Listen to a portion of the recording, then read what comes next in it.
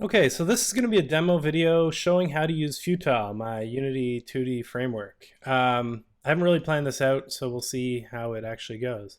So first thing you need to do is go to github.com/mattrix/futile, and you can either download the whole repo as a zip or check it out normal Git way, or really all you need to do is just click on the Unity package, click on raw, and then it'll download the Unity package to your computer.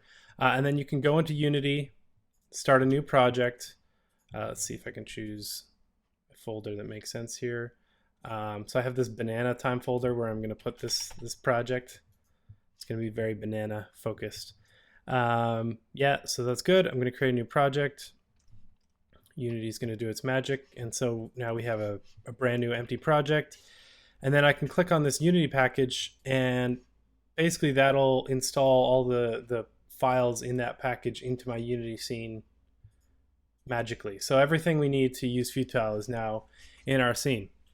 Okay, before we get started with Futile though, or with the coding itself, we need to have some assets. So what I'm going to do is I have this folder of images set up here, and I want to bake them into a texture atlas. So to do that, I'm going to load Texture Packer, which is a fantastic program for making texture atlases. It works on Windows and Mac, and there's even a free version that works not quite as well as the paid version, because the paid version uses like better packing algorithms, but it's still pretty good.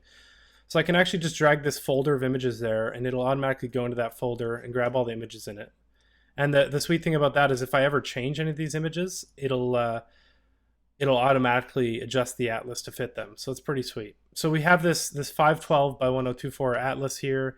It's got all our images packed in it, and you can see it actually rotates them at an angle to help them fit better and things like that. So it's pretty cool. So now I need to choose where I want to save the data file. So first I want to choose Unity 3D as our format. And then here I want to choose, so I've actually gone in. So we have this banana time folder and the Unity folder. This is where Unity actually, that project we just created is. And then here there's a resources folder, and then in resources I want to create a new folder called atlases.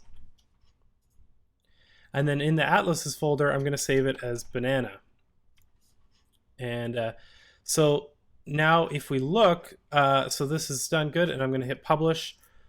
And what this is actually doing is, so if we look in Unity here, we can see now in resources/atlases we have this banana image here, and we have this text file.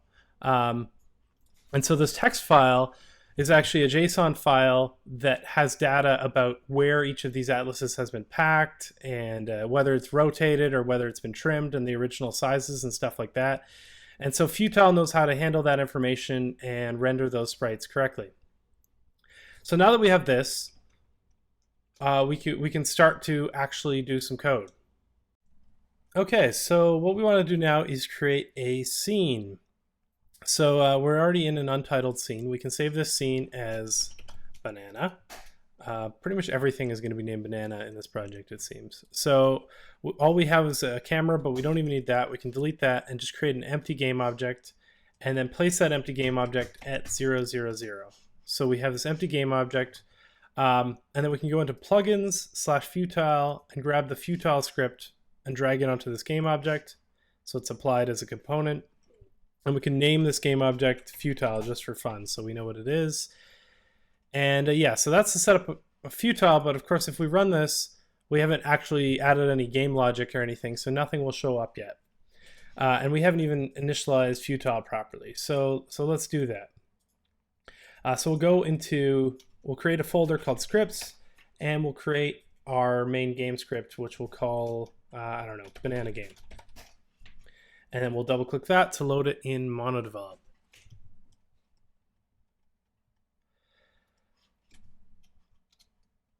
Okay, so I'll just fix these.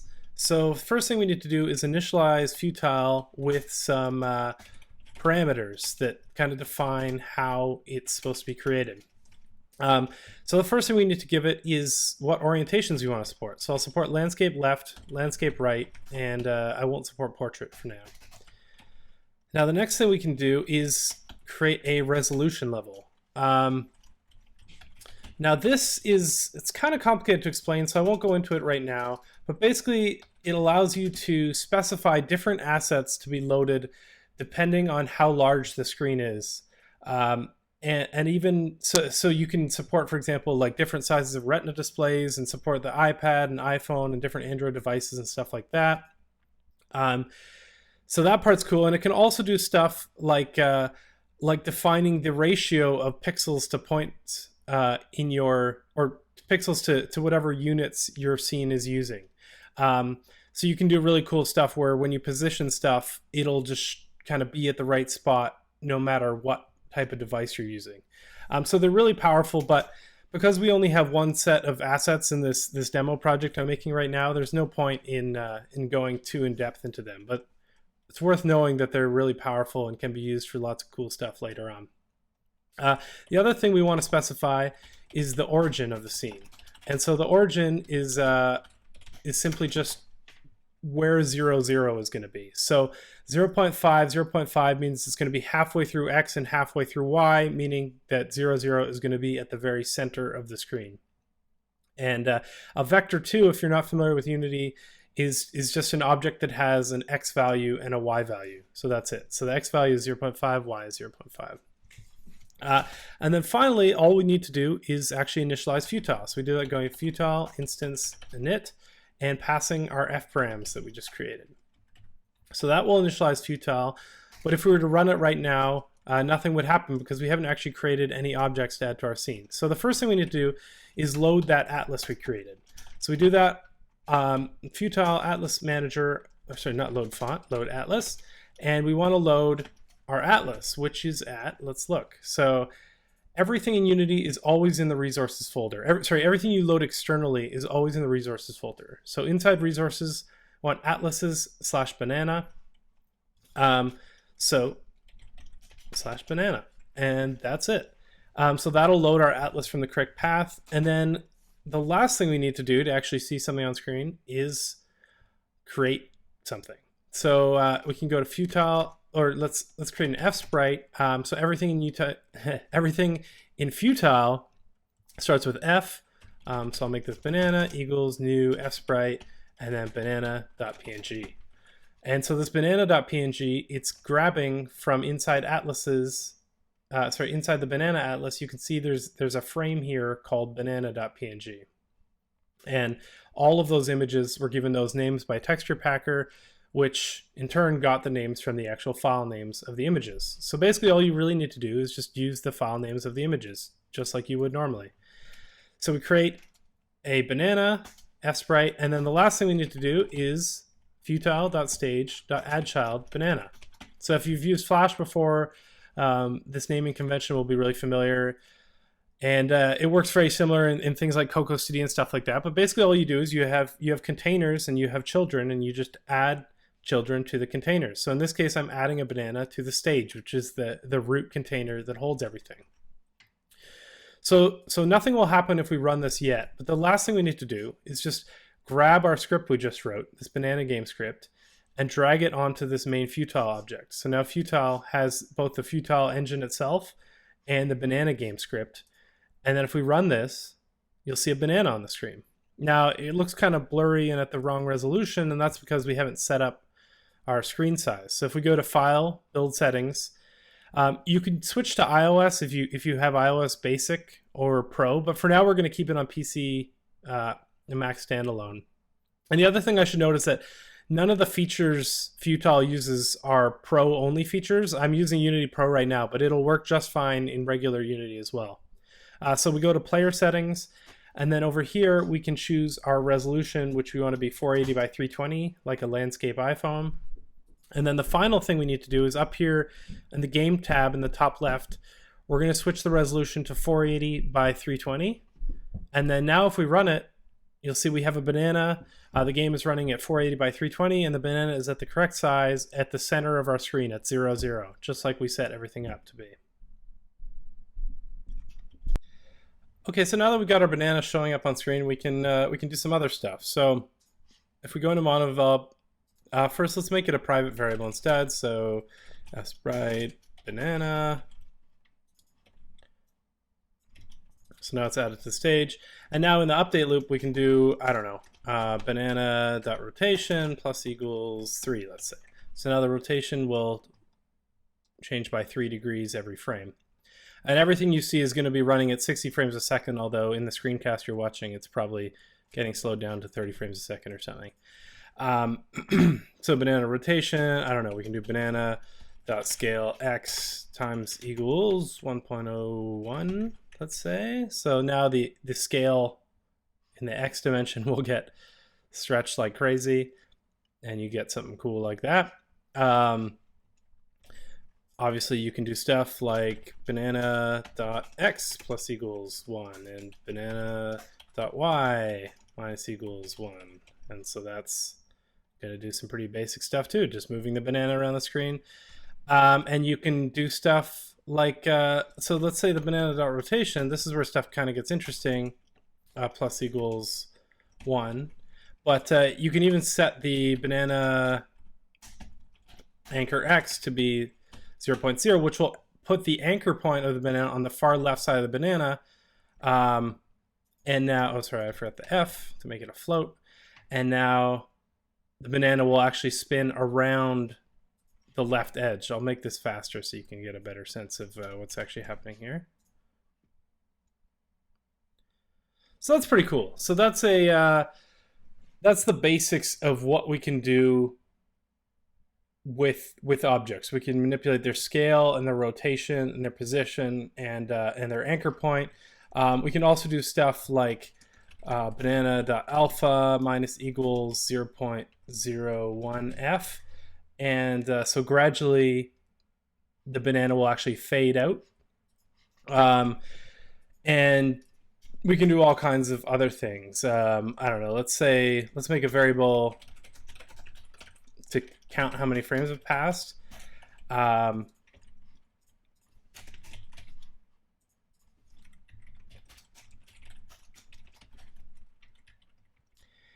And actually, yeah, oh, no, and then yeah, so make a variable, and let's say if I don't know,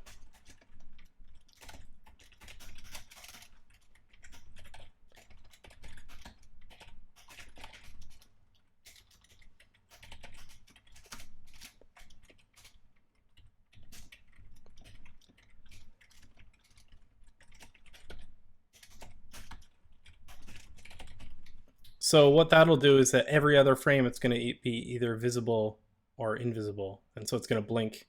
Now that actually in the video you're watching, that's probably going to be really hard to see, but you can trust me that the banana is blinking every other frame. I guess I can make this value higher, and then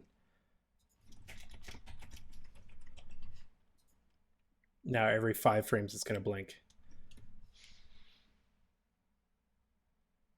So we can do stuff with visible, with alpha, with rotation, with scale, all kinds of different things we can do to manipulate the objects.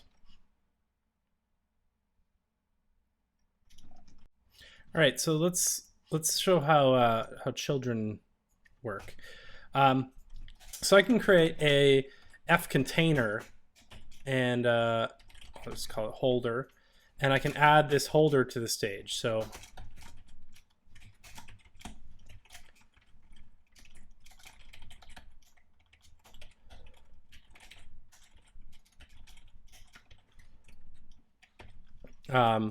so I can add this holder, and then with that holder, instead of adding the banana to the stage, I can add it to this holder. And let's make a second banana, let's say, right? So we have banana A, banana B, banana A, banana B. Banana A.x will be, I don't know, -100. Banana B.x will be +100. And then on the update, we're going to rotate the holder.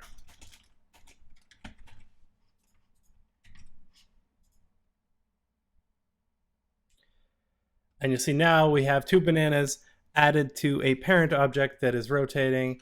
I don't know, we can do holder.scale x.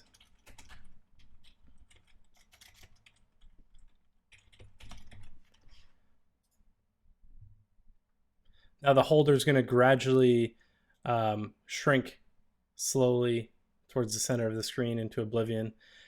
I only changed scale x, so it's actually only going to change in the x dimension. So we can easily just change that to scale, maybe make it a bit more drastic. And we'll have this object scale off into oblivion.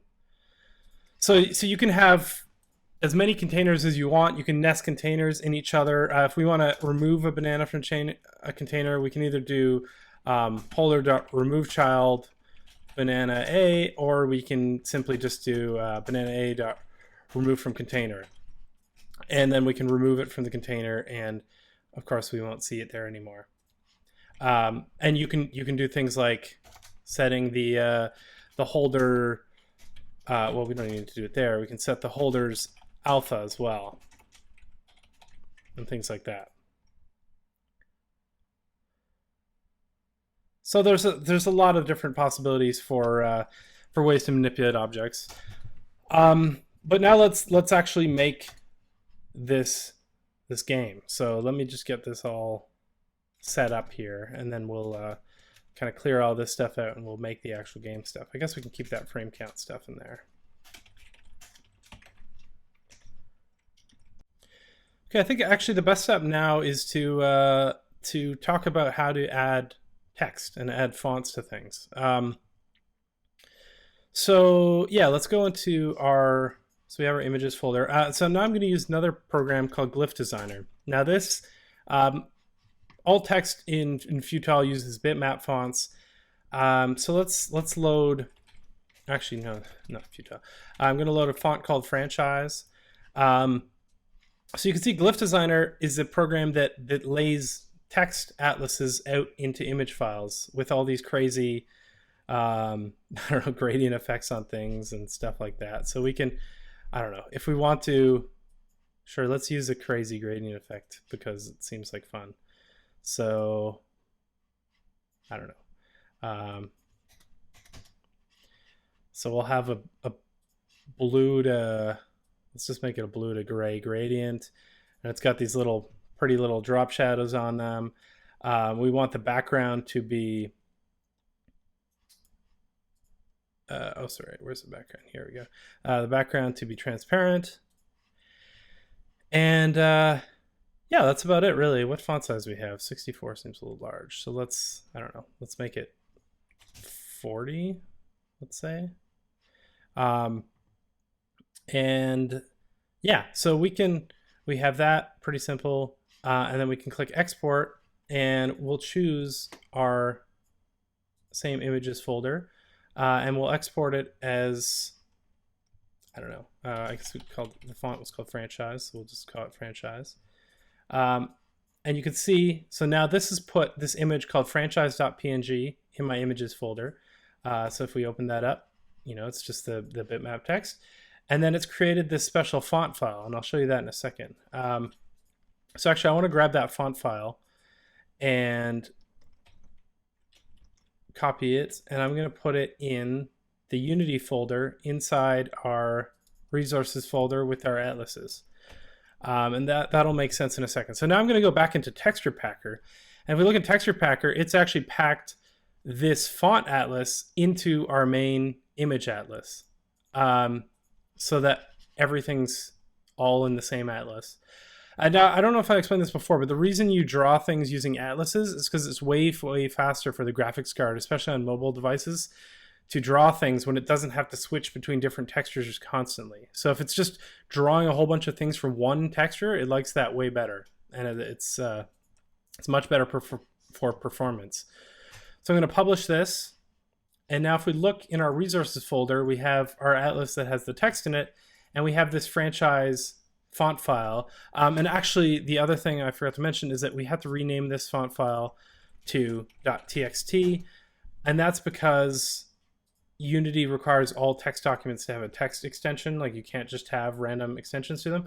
And this file contains a whole bunch of data about what letters are packed where in that font file. But we don't really need to actually worry about that too much. All we really need to know is that the file is there and where it is in our folder. And so what we have to do is go back to MonoDevelop, and we can go into our thing here, and we can create, let's create a private variable, flabel. We'll just call it label for now. And then this label will be a new flabel. And the font name will be franchise. And the text will be hello world. And then the other thing I didn't do is that I have to load the actual font. So Atlas Manager, load font. Okay, so we need the font name, which we want to be just franchise. The element name. So this is the actual name of the element inside the Banana Atlas. So we can get that by going to Unity, going to the banana definition file and looking in here. And so it's been packed in here with the name franchise.png. So we just need to pass franchise.png in here. For some reason, my MonoDevelop cursor has turned into a two-way arrow thing, but whatever. Okay, and then our config path is atlases/franchise. So that's where that data file was. And then finally, with our label, as usual, we have to do futile.stage.addChild label. And let's run this and see if it works. So there we go. We have hello world showing up in our game direct from that atlas we just made in Glyph Designer. So pretty cool. And I should mention that Glyph Designer is a paid program. I think it's around $30 or something like that. But there may be a free version of it. And there are also some free tools out there that can generate texture atlases too. But Glyph Designer does the best job that I've seen. So yeah, that's that. Okay, so now we've got text working. Yeah, so let's make the actual game for real. I think I've said that a few times. So first thing I want to do is close MonoDevelop and fix my cursor. So, MonoDevelop is actually not that bad. You just have to kind of get used to it, and it has some weird quirks like that sometimes. It actually runs a lot better on Windows than it does on the Mac, but it's still really not that bad once you get used to it. Oh, and the other thing, I don't know if I mentioned this, but in MonoDevelop, if you go to Preferences and then slide down to Debugger, I like to choose Build Project in MonoDevelop. A lot of people don't like that. A lot of people like to Alt-Tab to Unity to see errors and then Alt-Tab back to MonoDevelop. But I really like to be able to, like, if I make a mistake, I can just press Command-B, and instantly it shows me exactly where the error is. I don't have to go to another program and come back here and all that junk. If you're on Windows, you can press F8 to do the same thing to build. And if you want to do a clean and build, you can do, I guess it's Control Command B or something like that. Anyway, so to make this project, let's go and make a new, let's make kind of like the first, I don't know, like the title page of this project. So I'm going to call it title page.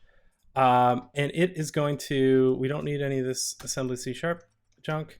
We're going to want to use Unity Engine. Pretty much everything you do will want to use Unity Engine, use system collections, and use let's see, system collections.generic. So that'll allow us to use lists and stuff. I'm not sure we're going to use them here, but those are pretty much the 4 usings that I always have in every single project. So this title page, we want to extend fcontainer because it's going to hold a whole bunch of other elements. And this title page is going to be like the first thing people see when they start the game. So we have title page and fcontainer. Let's create a background. So let's see, fsprite.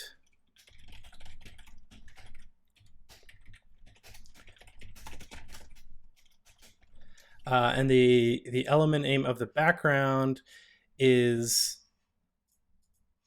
let's see, junglebg.png. So sometimes MonoDevelop has a thing where it likes to reload stuff a lot. So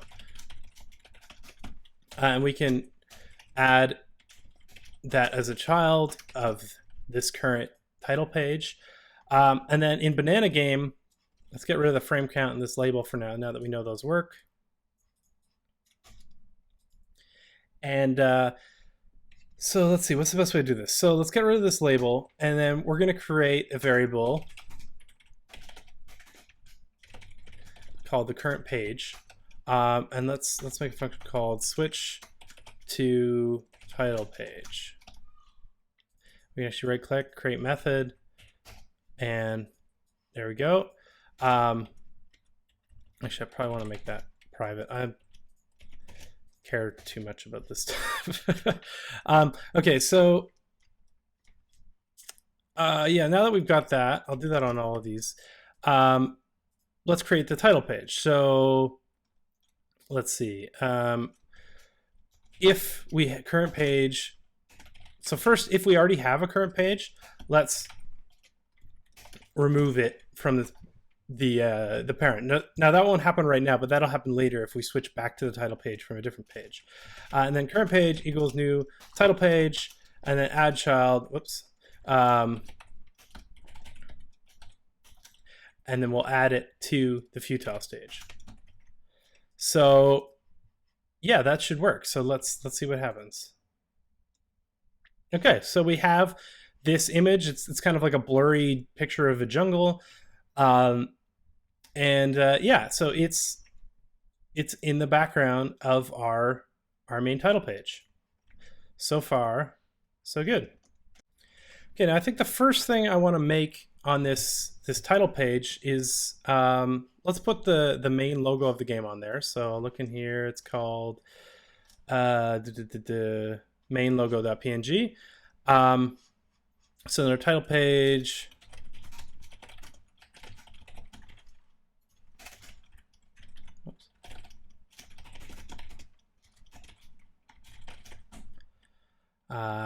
main logo,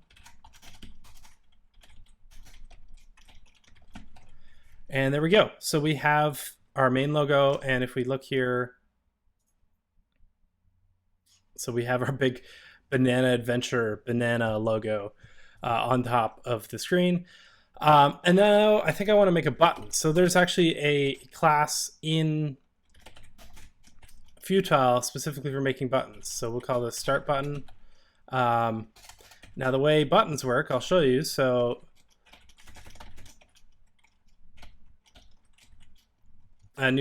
you pass the up element name and the down element name. So that's kind of like the touch over, the mouse over thing. So we have yellow button normal and yellow button over. So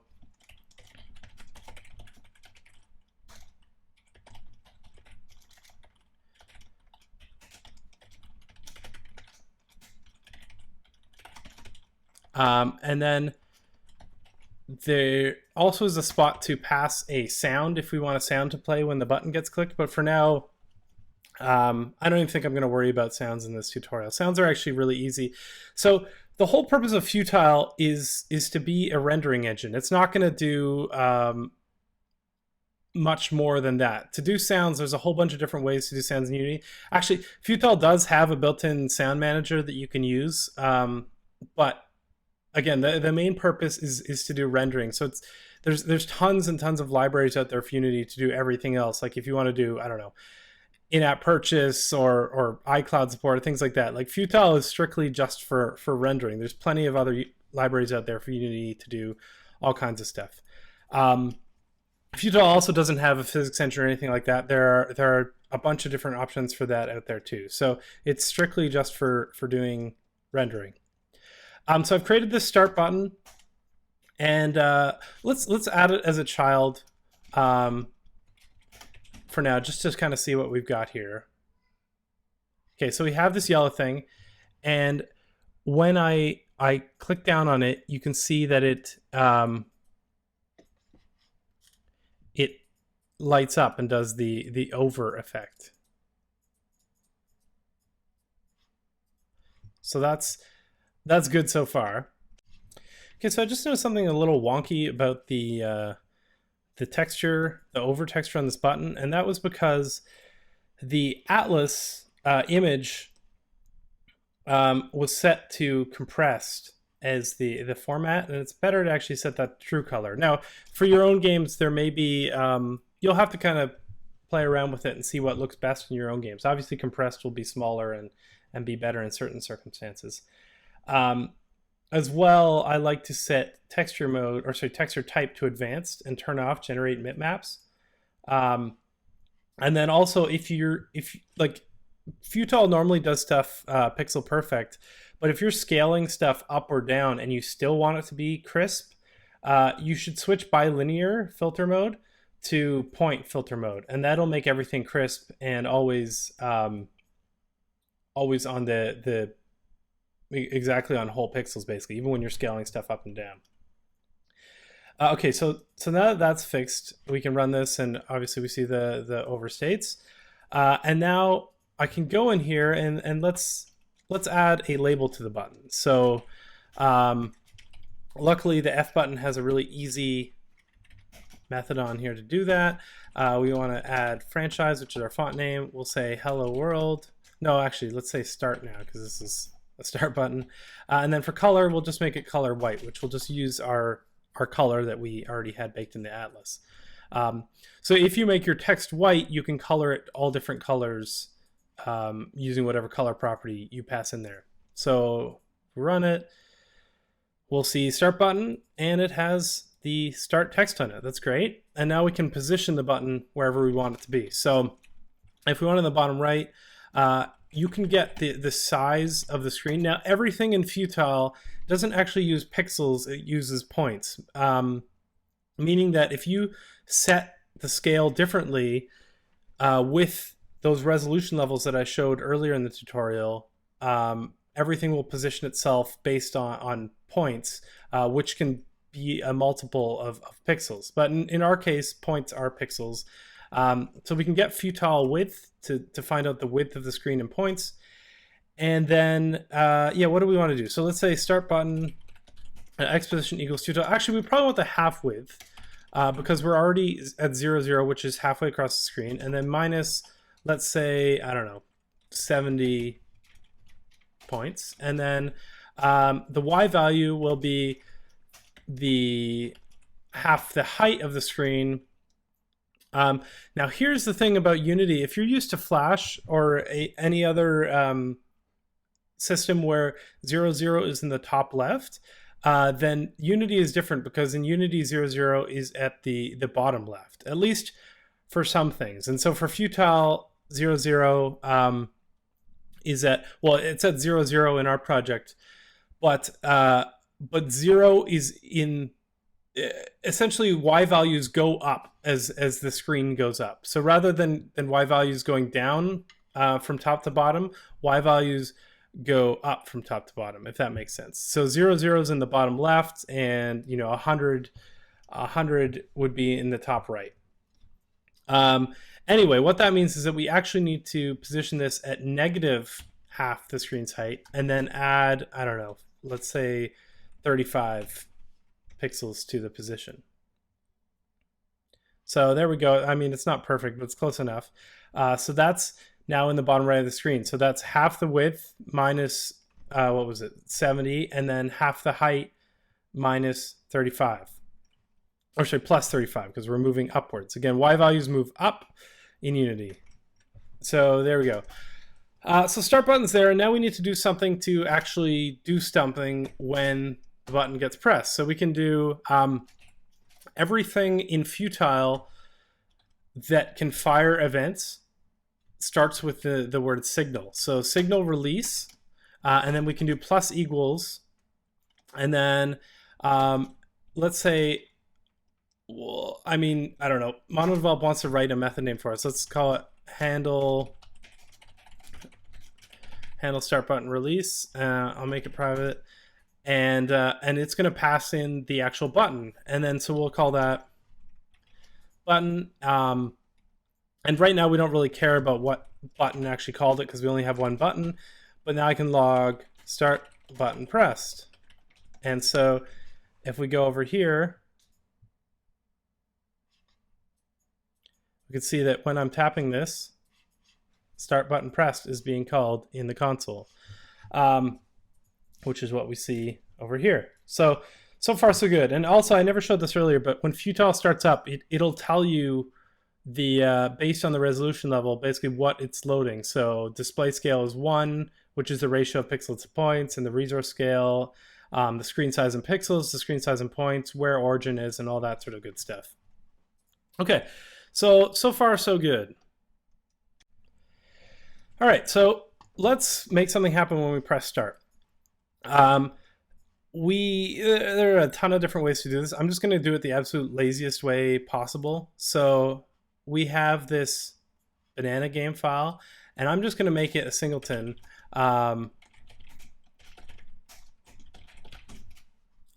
I know there are much better, supposedly better way. Well, not supposedly, they are better.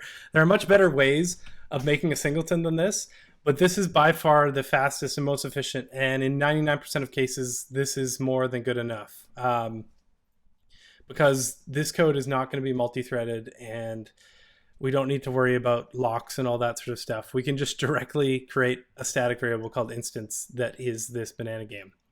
So anyway, so I want to make, this is actually probably going to be public, and then I want to make another public switch statement called switch to in-game. And so I want to call switch to in-game from the title page. So all I need to do is bananagame.instance, so that's that static variable we made, and switch to in-game. So when I press start button, now switch to in-game is going to get called. And what that's going to do is, if there is a current page, which there is because it's our title page, it's going to remove it from the container. And everything in C# is garbage collected magically, so we don't even need to worry about removing it in any other way. We just remove it from the container. And then we want to create a new in-game page. So I'll just create one like normal. So we'll call it, and then rather than actually have to type a whole bunch of stuff, I'll copy our title page into this. And then instead of having, well, let's go back here, and now current page, when we do switch to in-game, will be an in-game page. And yeah, so that's pretty straightforward so far. Oh, and also we had to rename our class to in-game page, and it still extends fcontainer. And yeah, so right now nothing will happen if we switch between those. So let's take out the main logo first of all, because we don't need that anymore. We'll keep the same background in there.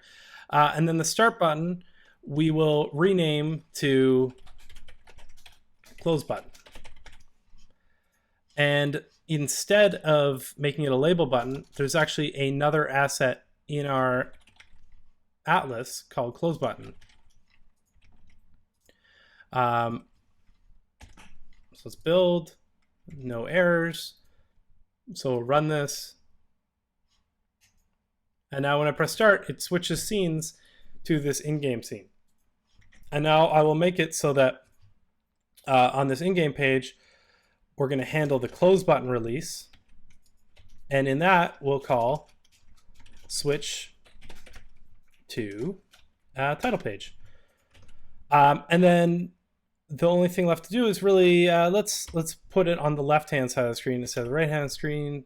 And we'll make it 35 pixels in from the left, or 35 points in from the left. So when we hit start, there we go. We're now on the in-game page. So let's make some bananas fall. So on our in-game page, we need to get an update event. Now there's a few different ways we could do this.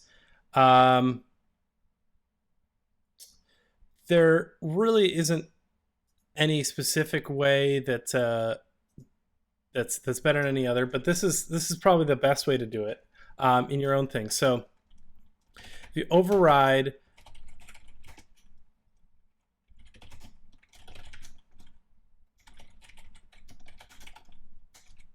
so this is handle added to stage is something that gets called whenever any kind of node. So everything in Futile is called a node. In Flash, it's the same thing as display object, but basically every single object on the screen is a node. And so when something gets added to the stage, this gets called. So we'll call the base handle edit to stage just to make sure that everything's happening properly. And then we'll also override remove from stage. So now when these happen, what we want to do is add a listener to the main Futile thing that's going to fire update events. So signal update,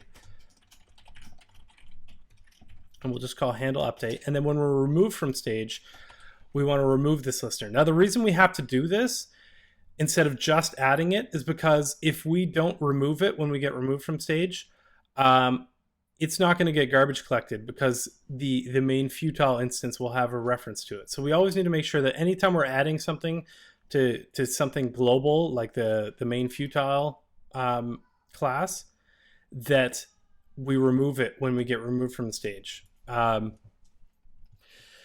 And yeah, so we'll create a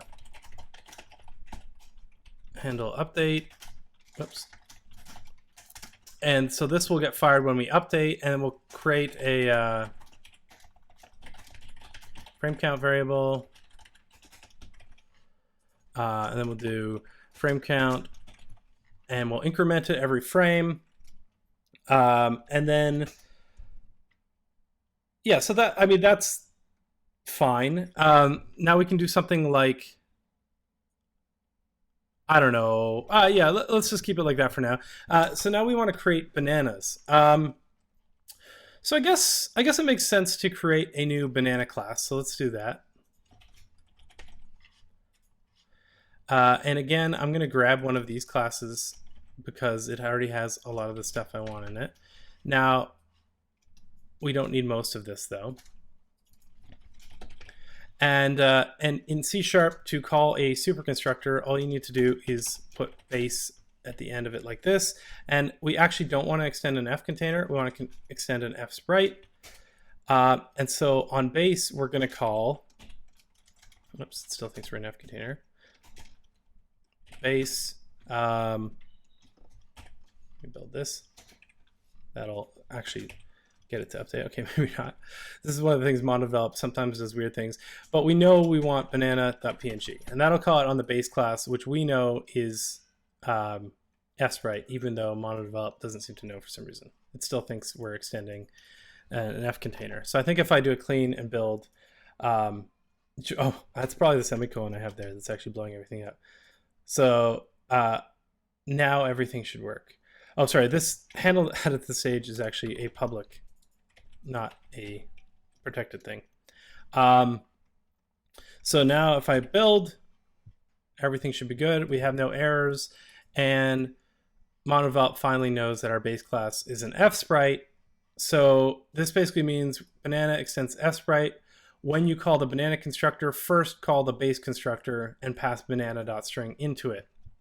And in banana, we don't really need to do anything quite yet. Well, let's give banana its own update function. And this will, let's see, what do we want banana to have? So banana will have a speed, which will be 0, a speed y, and that needs a type. So speed y will be 0. Yeah, maybe that's all we need, really. So every frame, speed y will increase by 0.1, and the y value of this class will increase by speed y. So that's like a basic acceleration code. Now, of course, because we're in Unity, these actually need to be negative values. Or we can kind of flop things around and stuff like that. But we'll just make them negative values because that's how things work in Unity. So back to our in-game page.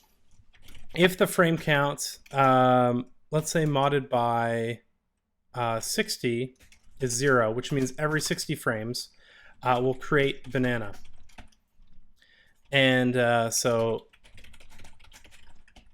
we'll create a function called create banana, and then in this we'll do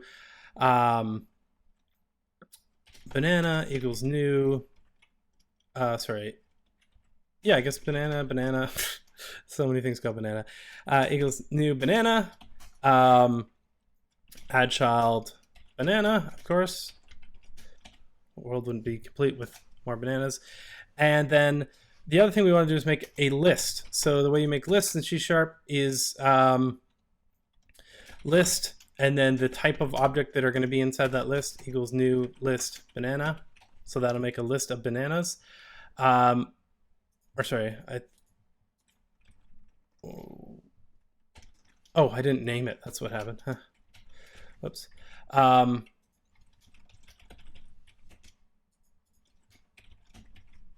So we'll make a list of bananas. There we go. And then with those bananas, when we create a banana, we'll add the banana to the banana list. And the reason we're doing that is so we can call update on them. So we can do a for each banana in bananas. Oh, and we need to say the type, of course. For each banana in bananas. There really are way too many bananas here. We're going to call banana update. So the individual bananas could actually listen to the main stage update like we're doing here, but we might as well just call update on them from our main game class. So the main game class has complete control over them. Okay, so let's run this and see what happens. So the banana is actually going to go up the screen. I guess I want the banana to, because I'm decreasing the speed, but then, yeah. So I actually need to increase the speed, but then subtract by the speed, sorry. So the bananas will now fall down the screen gradually, getting faster and faster.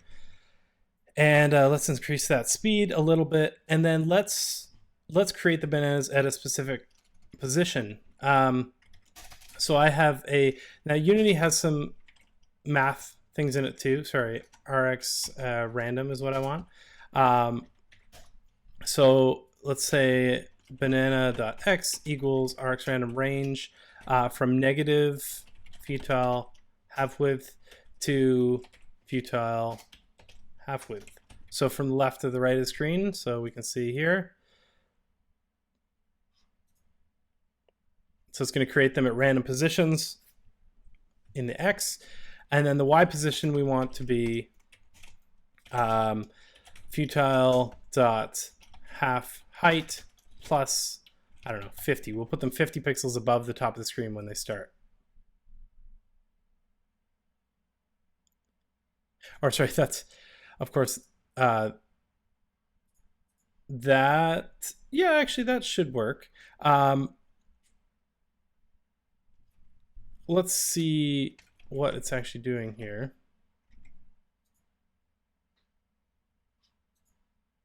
Oh yeah, there we go. So it is working. Oh, maybe I didn't actually run the game. That's probably what happened. Yeah, so we have bananas falling from the top of the screen now. So far so good. Now what we actually want to do is, because the bananas are falling from the top of the screen, we want to make sure that when they go off the bottom of the screen, we delete them. And now the problem is that if we just remove bananas from the banana array in this for loop, it's going to throw an error because you're not allowed to remove things from an array while you're iterating through it. So instead we'll do more of a standard iteration, except we'll do the iteration in reverse. So something like this.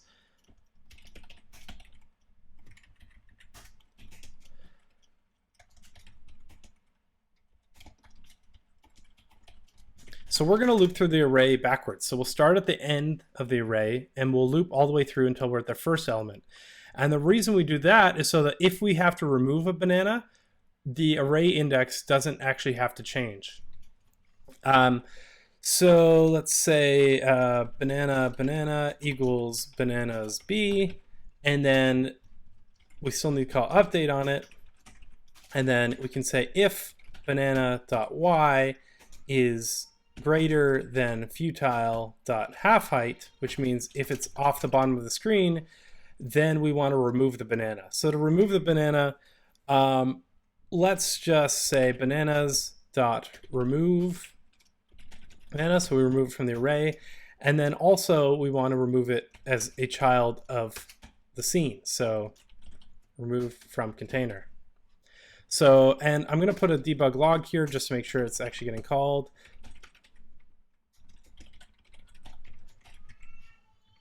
And let's see what happens. Oh, did I, if the greater than. So I actually want if it is less than negative futile half height. You can tell that I'm still getting used to the inverted coordinate system in Unity. So there we go. The banana goes off the screen and we start getting a bunch of banana killed messages as they fall off. So far, so good.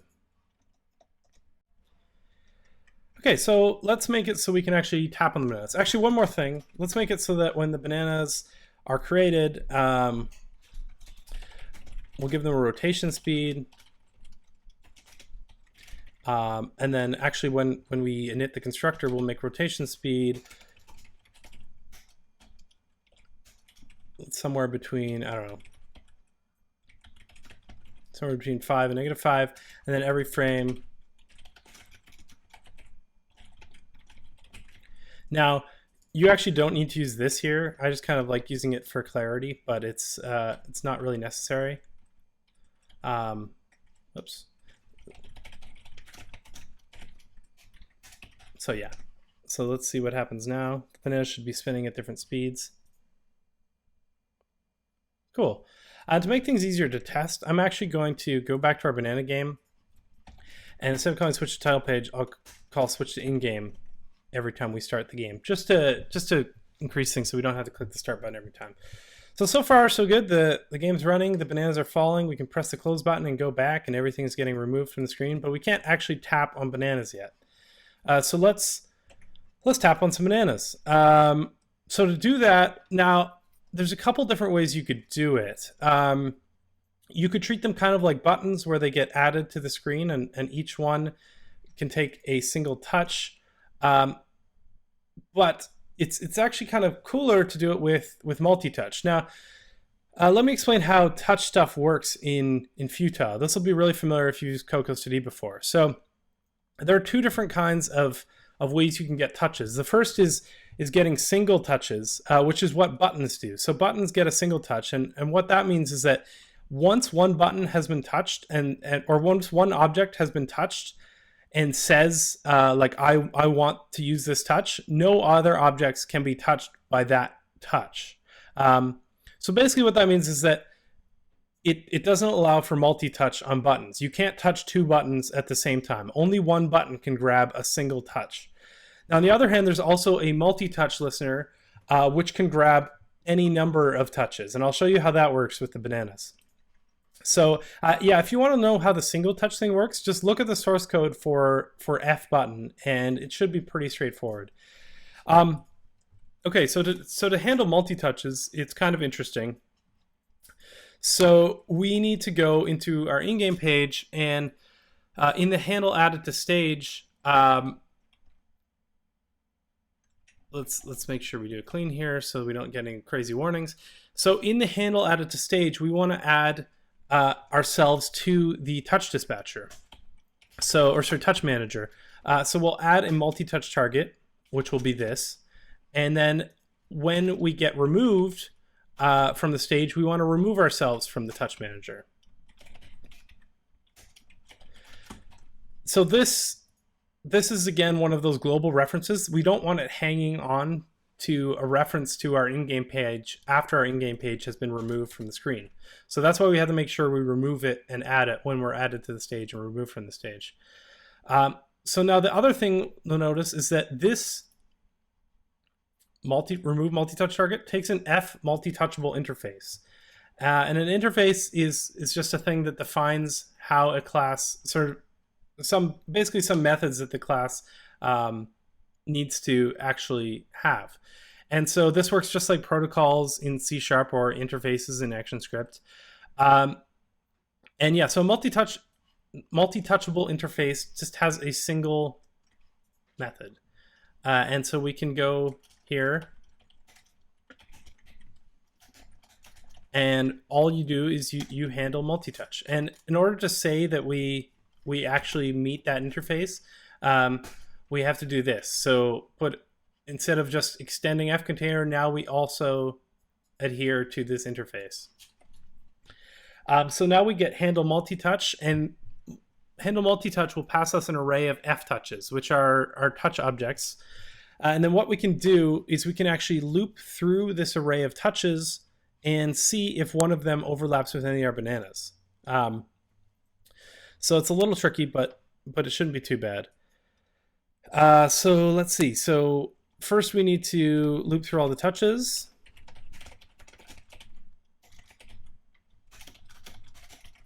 And then if the touch has a touch phase of began. So touch phase is the phase the touch is in, which either began, canceled, which is like if someone puts their face up to a phone or something like that while you're touching it, which is a little crazy. Ended, moving, or stationary.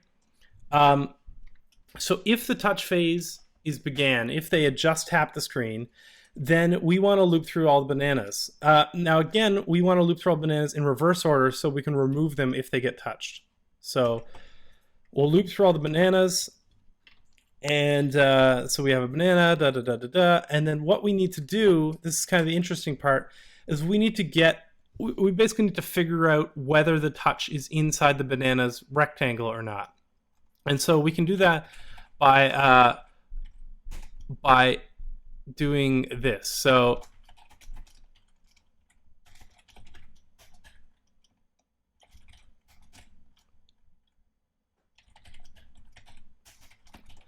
what this is doing is every single node in Futile has a special function on it called global to local, which will take a position in the global position of the screen and convert it into a position as a touch. Or sorry, not as a touch. It will convert it into the local coordinate space of the object you're calling global to local on. There's also other commands like local to global, which will do the opposite, and local to local, which will actually tell you where a position in one object would fall if it was in another object's coordinate system and stuff like that, which is actually really powerful.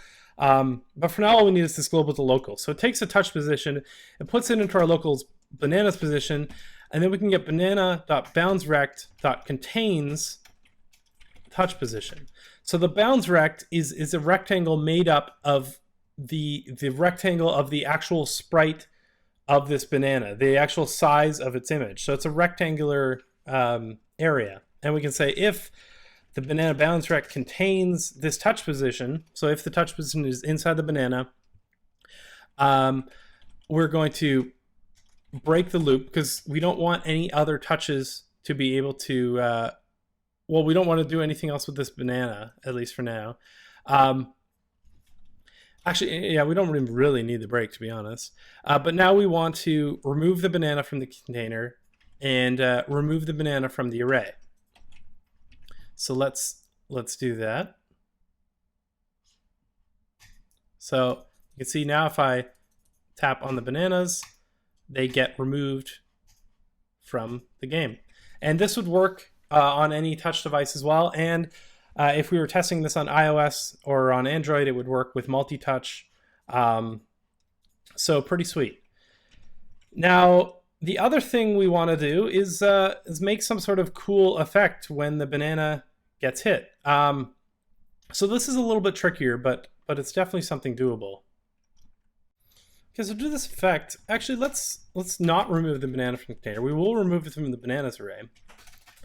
But instead what we're going to do is take this banana and do a tween on it. So I've included this fantastic framework called, whoops, what do I want to do?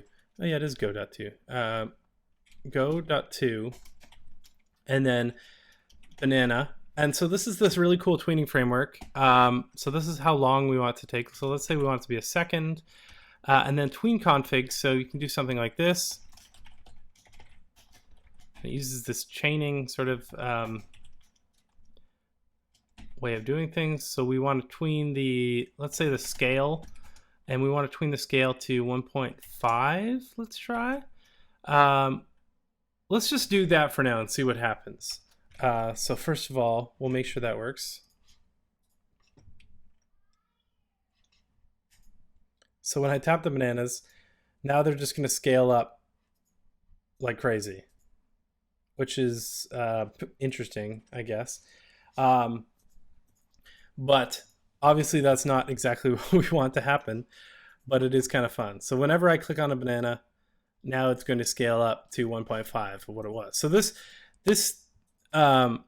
Go is a really, really cool framework by Prime31. I highly suggest you check it out because it's super powerful. And if you've ever used Flash, use like Tween Max or Tweener in Flash, it'll be actually really familiar to you. So now I also want to tween the alpha, so to make it fade out. And then I want it to fire something when it completes. So on complete,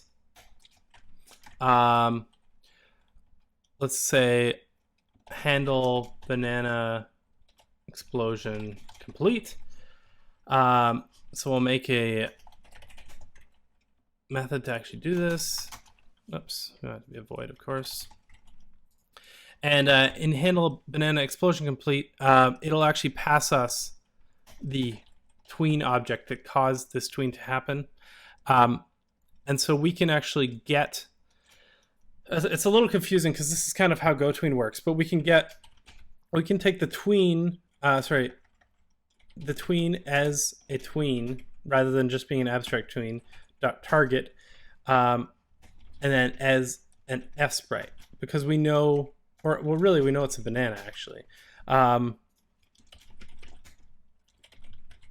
So explode a banana equals the target as banana, and as is just a way of casting things in C#. So we're casting the abstract tween to a real tween, and then getting the target of that tween, which we know is a banana. And then all we want to do then is take that banana and, or sorry, explode a banana, I guess, and remove it from the container. And that's about it. So just making sure we actually remove it. And let's do a debug log just to make sure this is actually getting called when this tween happens. So let's see how that works. So it goes up, and you can see removed explode banana. So we know it's getting removed from the parent, and that banana is now going to get garbage collected because nothing has a reference to it. So we're all good. And then the last thing we can do is actually take this banana and make it additive, just for an extra, I don't know, fun thing to do. So let's say all we have to do really is say banana dot shader equals f shader dot additive. And right now there's only two types of shaders in Futile, just additive and normal, but they're pretty easy to add more. I just haven't gotten around to adding anything. But you can basically add any kind of custom shader here potentially as a type of shader for an element. So let's see what happens when we do this. So you'll see how it's kind of a lot whiter because it's actually additive now. Now something really interesting, I'll see if I can explain this because it's pretty tough to explain, but something really interesting happens. You'll see down here at the bottom, there are these things called F render layers. And every time I tap on a banana, you'll see that they kind of shift around and something happens. And what these render layers are is they're actually, what I'm doing is I'm batching the amount of renders at real time. So what happens is when you're drawing a sprite to the screen in Unity, you could just draw one at a time, but it's much more efficient to draw a whole ton of them at the same time from the same texture. That's a large part of the reason we use texture atlases. But if you want to draw sprites with different from different textures, or even with different blending modes using different shaders, then that's not possible. So what I'm actually doing in Futile, which is really complicated to get working, but now it's actually really easy to use, is that I'm looking through the whole display list from back to front and figuring out whether objects can be in the same batch as previous objects or not. And so what you're seeing here is whenever I create an additive object, there's actually a new layer getting thrown in there because additive objects can't get batched at the same time as normal objects. And then on top of that, you're seeing another normal object being added on top. So I realize this is probably really confusing, but the main thing is that Futile handles everything for you. So you can have different textures, different blending modes, and everything just works. But one good thing to know is that the more stuff you can have in a row that uses the same texture, the more efficient things will be. So if you're constantly, I don't know, if you have a whole bunch of objects stacked on top of each other and it goes, you know, normal blending mode, additive blending mode, normal blending mode, additive blending mode, you're going to end up with a whole ton of render layers, which is going to end up being a whole bunch more draw calls and potentially less efficient. Actually, another fun thing you can do to see how Futile is actually rendering things is if you go into scene view, you can see, and you switch it to wireframe, you can see a wireframe version of the actual game and what's being drawn. So yeah, this is just kind of like a fun way to look at things. I don't know if I can, let's see what happens if I tap one. I don't know if I can get over to it in time. Yeah, so you can kind of, maybe you can see it there. When I tapped it, you can actually see it getting larger there. So what's happening here is this is the actual mesh of what's being drawn. So everything that's being drawn is actually a mesh, a real 3D object. So that's it from the back and from the side and stuff like that. So really it's just a flat 3D object that's being drawn. And again, Futile is handling all of that for you and doing it really efficiently.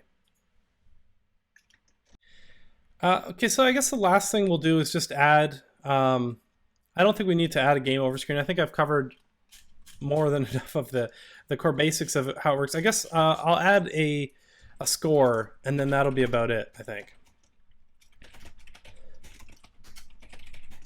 Let's see. So we will add a label.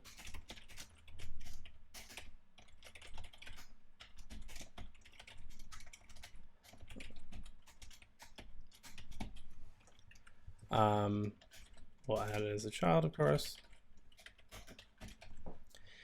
And then with that label, yeah, so let's make sure that works first of all. It's always good to check. So we have score 0, perfect. And now we will just, I mean, really all we need is just a simple function to add score. So let's say add point. So we'll increment the score, prefix for fun. And then we'll say score label text equals score plus just our score. That's about it, really. And yeah, and then what we want to do is when we tap a banana, we'll call add a point. Should be pretty straightforward. Cool.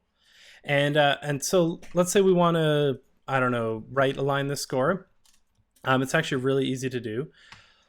All we have to do is go to score label and set score label dot anchor x equals 1.0f, and that'll put the anchor on the right side, and therefore it'll be right aligned.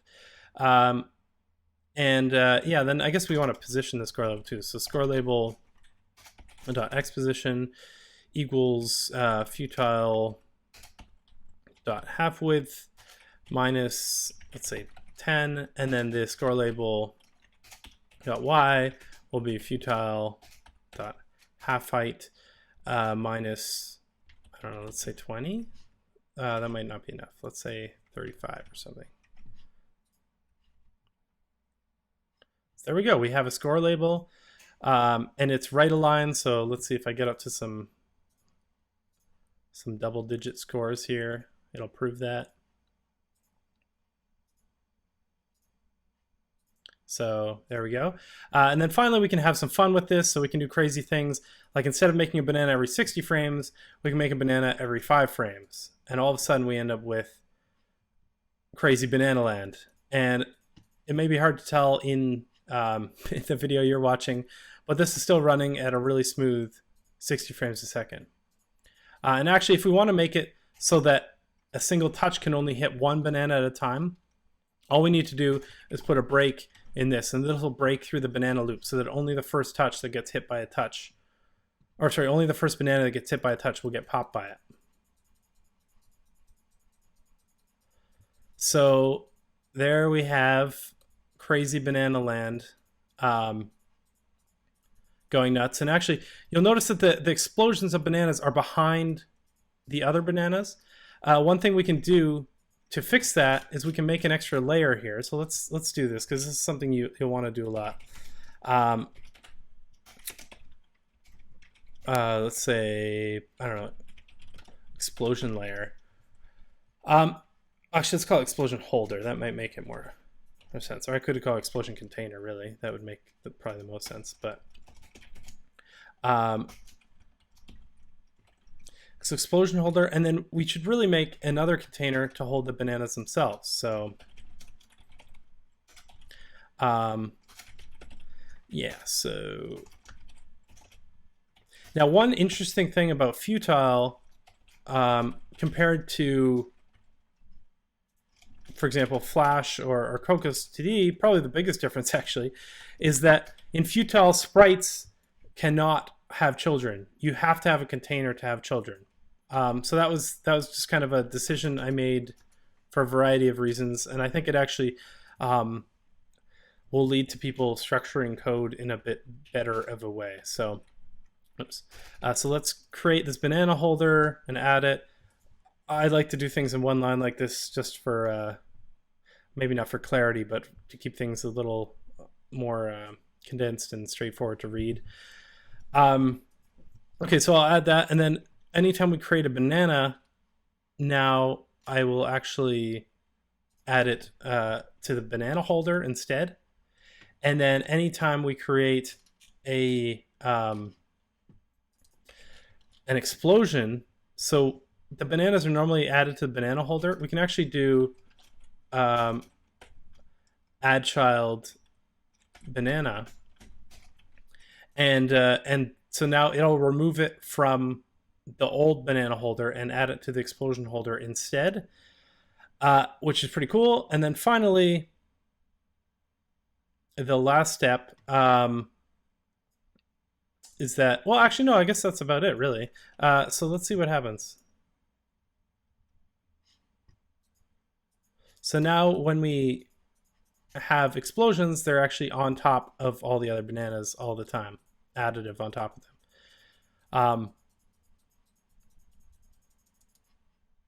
So yeah, it's pretty cool. There's a ton of bananas. If we go to the scene view, you can see the wireframe of it looks crazy, and you can see even the text itself is actually made up of quads with two triangles.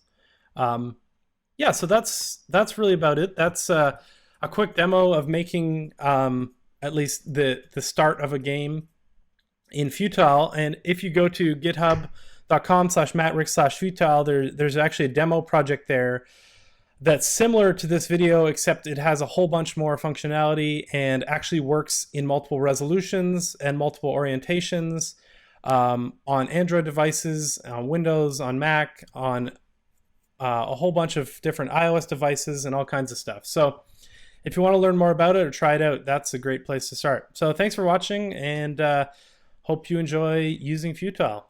Cheers.